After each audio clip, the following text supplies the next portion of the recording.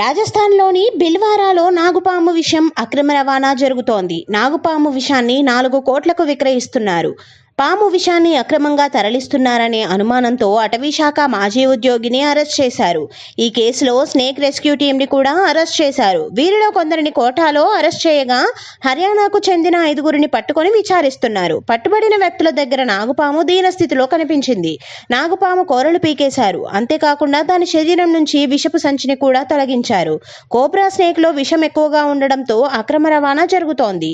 దీంతో పాటు నిందితుల నుంచి కొన్ని మూలికలను కూడా స్వాధీనం చేసుకున్నారు.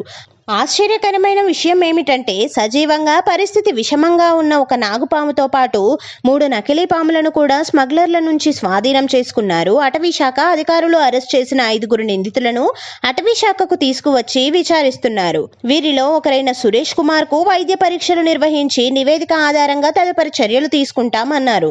దేశంలోని 30% పాముల్లో మాత్రమే విషపూరిత ధోరణి కనిపించిందని, మిగిలిన పాముల్లో విషం కనిపించదు.